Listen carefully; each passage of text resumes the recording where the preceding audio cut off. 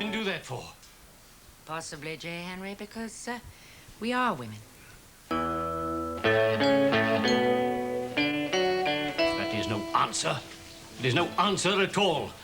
Time and again you assured us that you'd stand with us against Adam Chance. If you hadn't, we would never have risked using the method we did to try to get rid of him. J. Henry, it is done. And at least we succeeded in getting him off the board. If he'd stayed on the board, at least we could have counted on him being an absentee director. We would have seen him just once a year at the annual general meeting. Now we'll have to put up with him all day and every day. Why on earth did you do it? Yes. Why, Jill? Look, you, David, and you, J. Henry, voted for your own reasons. I haven't asked you what they were.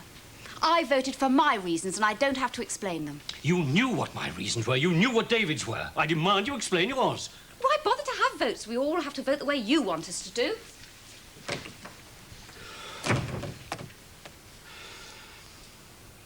All right.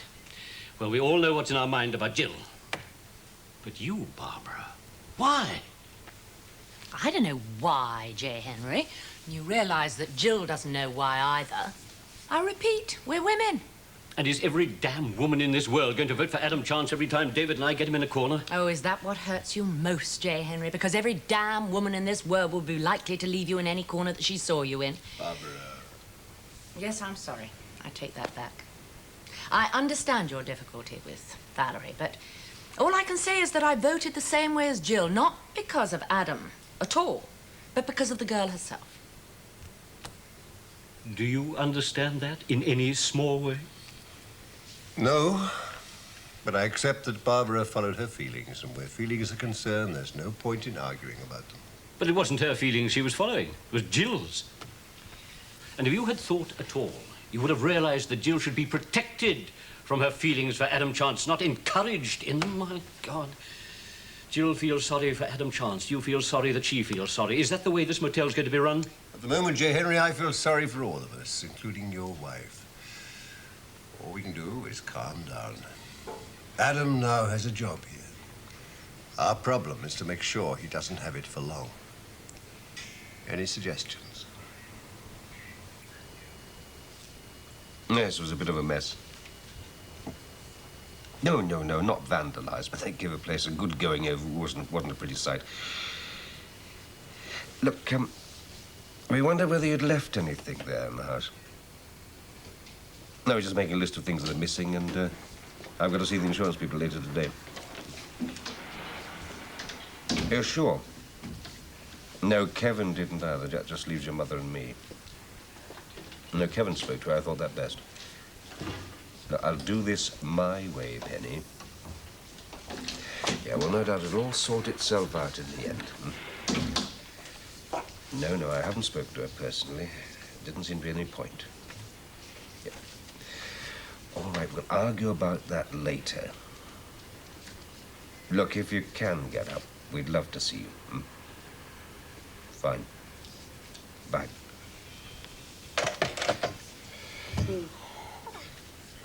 Penny. Well, I had to get in touch to see whether she'd left anything in the house. And had she? No, nothing much. Few odd bits. Said she couldn't wait to see the back of them. Lucky girl. Miss Sharon. Yeah? It's about the money. So what money? What you were talking about? Oh, you mean the rise? Yeah, that's it. What about it? What? The rise. Oh, thanks. You're welcome. I thought at one time, like, I wouldn't be needing it. Makes a change. But now I might. Why's that? With having to find another place to live. Mrs. Price not giving you the elbow, is she? Oh, no, it's nothing like that. It's just... Just what? Wait, it's just a feeling. Benny, you're not going to go off again. Oh, no, nothing like that. It's just that I got to find another place. But why? Mac here? No. Oh. What was all that about? Do you know? I haven't got the foggiest idea. Ah. Yes, you're quite right. It's time we were off home as well. Time you were off. I've got to go to the other office. What? Preliminary meeting with the insurance people. Oh, now, better get it settled. There might be a lot of money involved. All right, all right. I say, we are going up in the world. Just a bit. Mr. Chance, as I live and breathe, so how are you? Oh, I'm surviving, so rumour has it. Sorry, have you two met? No, I didn't. Yes, we met on the way in and out of the inner sanctum. What? David's office. Oh, yes. Adam Chance, Oliver Banks. How do you do? How do you do? David tells me that you have a half interest in this garage. Yes, that's right. And all this, it's down to you? Every little bit of it. Well, I can't quite get my bearings. I used to orientate myself from the filing cabinet. S to Z, that's where the scotch was kept. Ah. Ah, yes. No longer in existence. What, the scotch? No, the S to Z. Complete new system. Oh. Well, I shall have to get used to that. Look, excuse me, I have to rush. Not at all. I've got a meeting at the office. Shouldn't take long. Good. Well, Mr. Chance, no doubt we'll be bumping into each other. Oh, yes, part of the fittings. Right. See you later. Right. Well, you're looking very well, Don't be fooled. The real me is in the old S to Z file. along with the old scotch. Now, why don't I do a little search and see what I can come up with? Do you know I can save you the trouble because it's not there? Ah, a little drink for old time's sake. Now, if you'll excuse me, I've got a few phone calls to make and a home to go to. All right. Hint taken. Do I get a nice smile like Oliver Banks? Rationed. Who for? The man I love.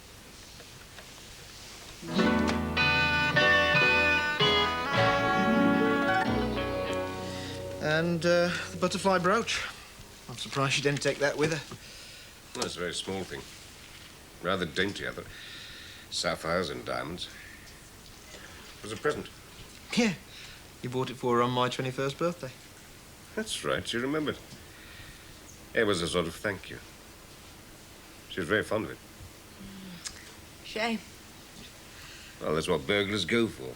Valuables, things that matter. She said she hoped it wasn't worrying you too much. Mum, you know, all this business. It is a bit of a worry.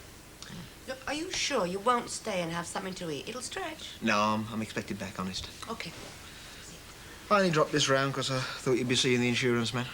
I have done already. Needn't have bothered then. Oh, no, I can phone through that description. They've got it all listed, so it'll obviously tally. How did she sound, your mother? All right, really, until... What? Until I mentioned that you were thinking of selling up the house. And that started her off. What do you expect? It's the only thing. It's one course of action, not necessarily the only one. I'll decide that. It's her home too, Dad. She should have a say. Look, Kevin, I've told you she wouldn't want to come back to that setup, not after the divorce goes through. Well, that's what you say. She doesn't. What? Mum. She said that there are things more important to her in life than what the neighbours think. Oh, that's a new one. Yeah. No, it might come as a bit of a shock, but I'm telling you, it's true. Just because she gets all hysterical over the phone. Who said anything about hysteria? Weeping and wailing. Oh, she cried? Well, yeah, sure, she cried. She cried about 3 kids growing up happy in a house, and now the kids are gone, the husband's gone, and pretty soon the house is going to go too. Don't think a tear or two is that extravagant. Look, it's unfortunate, but it's out of my control. The house has been burgled. It's become a liability. The sooner I get shot of it, the better. It seems to me like an instant decision that fits in with your plans. You didn't exactly fall over yourself to help. What? I offered it to you and Glenda to live in. You turned it down without a second Now, thought. look, Dad, I'm making what I want out of life. That doesn't happen to include sitting with a wife and kid in the most desirable part of Solihull. Now, don't pretend that comes as a great shock to you, because I told you that when I left home first. Mum's different. She does want that, and... Well, I assume at one time you did too. Yeah, well, I don't anymore. Well, she does. Before you get unloaded on it, I suggest you have a long, serious think. Oh, I've had my say. Good night. Night. Bye, Sharon.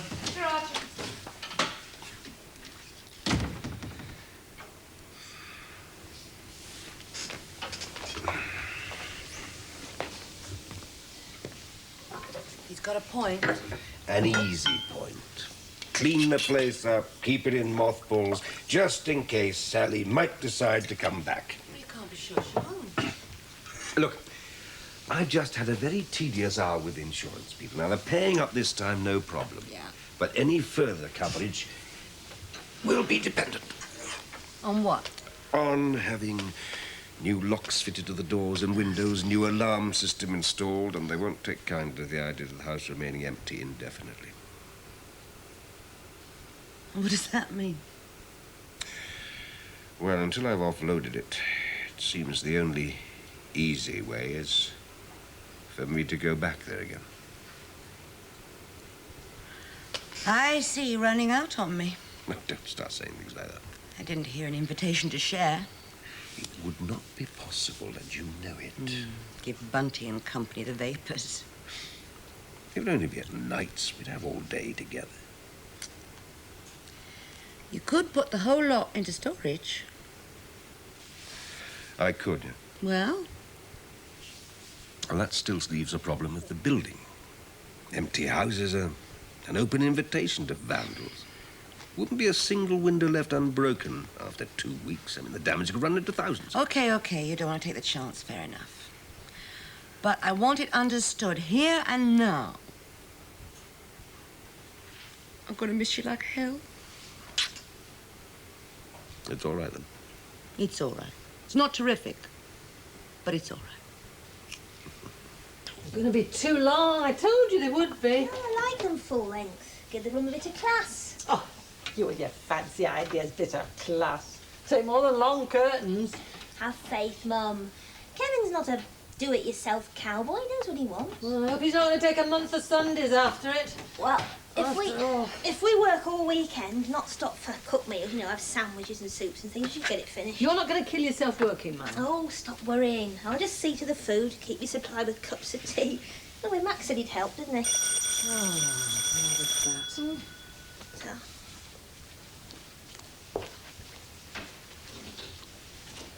Hello, what are you doing round this way? Oh, it's Mac here. Mac, no, he's gone into Birmingham to see his mother anyway. Come in. Oh, thanks. Hello, Benny. Oh, you're busy. I didn't know. Oh, it's all right. You'll have to excuse the mess. Yeah, I'll clear a chair for you. Oh, it's all right. I'm not stopping. Was it something about work? Well, did Max say anything? What about? Oh, well, if he didn't, it doesn't matter. It was just something we were talking about. Well, we haven't seen him since breakfast, love. Was it important? Well, yeah, a bit, but it doesn't matter. I expect he'll tell you when he gets back. Well, can't you tell us now? Look, come and sit down. Glenda, we were just going to make a cup of tea, weren't we? Go and get it. All right. You like a cup, wouldn't you? Oh, well, don't be no bother. No, it's all right. You have a chat with Mum. Get your sandwich. I bet you're hungry. Thanks. Right, well, sit down a minute, Benny. Thank you. Now then, what's all this about then? Now, come on, there must be something worrying you, otherwise you wouldn't be here. Well, Mrs. Brownlow, you see, I'm looking for another place to live, and I know you took Mac in as a lodger, so I was wondering, like, could you take me and all? Hello. Would you like your usual? Oh, I don't know. Andy, will you have a moment? Yes, Mr. Hunter, I'll be with you in a minute. Can I have a scotch for you? You're writing to Miranda again? As it happens, yes. You always seem to be writing to her. I don't believe that I am the only mother who corresponds with her daughter when her husband won't. Our daughter hasn't got a husband, my dear. You know perfectly well what I mean. A drink? No. It's not that I won't write to Miranda, it's that I'm always so busy. She thinks it's because you won't. I'm writing to tell her it's because you're always so busy. I dislike lying to my daughter and would do it better if you didn't interrupt me. Thank you, Andy. Thank you. David, have you any idea when I might be starting work? Why? Oh, it's a perfectly straightforward and natural question. No, I'd hardly describe our relationship as perfectly natural and straightforward. Look, I was wondering if you could send a memo to the barman so that I could have the occasional drink on tip, also the restaurant for meals. Are you that broke? Credits would obviously be withdrawn as soon as I start to receive my salary. When do you want to start? Sooner the better, obviously. Tomorrow. Fine. I'll be in the office at 9. You remember Diane Hunter, the girl I sent to Scotland on a training course in my marina? How do you spell grotesque? Q-U-E, not K. Well, they tried her out as under-manager of the restaurant. She hasn't made out. I'm being bombarded with requests to bring her back here. Oh, such activity. Coal trolley waitress hurled up north, under manager brought in here. What an interesting life you do lead, Jay. Ever thought of umpiring tennis? I can't bring her back here just like that. Would you like to add a postscript? What? Oh, I'm sorry, I forgot. It's only a letter to your daughter. Hardly someone for whom you'd feel any great responsibility. Unlike Miss Diane of the coal trolley or Mr. Chance, the under-manager. Trouble is, Benny, it's such a small house. We've hardly room to breathe as it is. And we haven't got a spare bedroom. We'll manage all right. I mean, I can share with Mac, that's what we were talking about. And, well, I don't need a proper bed. I can have a whole mattress on the floor, or I can buy one of them sleeping bag things. Benny, the room's not big enough for 2 people to share. I ain't got a lot of stuff to bring with me, and you know, if I was here, I could help with the garden. I couldn't help noticing it when I come in. It's a right mess, isn't it? Yes, well, I'm afraid since Mr. Brownlow died... Well, we haven't got round to it. Kevin's been busy at work, you know, what with one thing and another. Oh, yeah, well, perhaps Kevin don't like gardening. A lot of people don't, you know. It's like Sid, Mr. Hooper. He don't like gardening, but I loves it. And I could get that really nice, you know, and then next year you could plant Benny, all the different things. And even if you did share with Mac, it couldn't be for long. I'm going to need that bedroom for the baby. Baby? Kevin and Glenda are expecting a baby in the new year, didn't you know? Well, nobody told me. Oh, smashing a baby. So, you see, even Mac will be looking for somewhere else soon. But what I don't understand is why you want to move at all. I mean, I thought you were nicely settled at Mrs. Price's.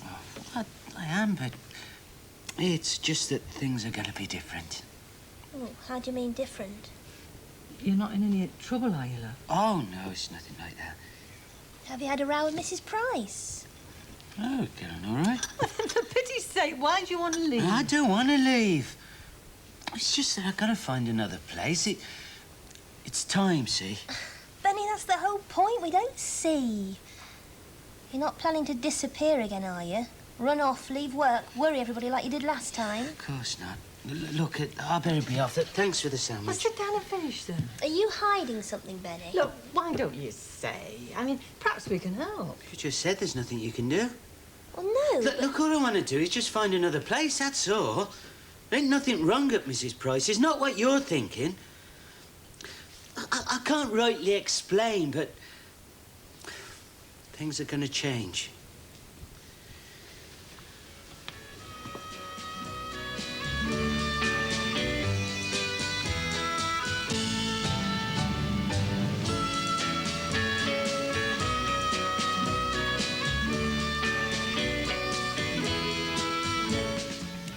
He's really flipped this time. No, there's something wrong. But it's nothing to do with him.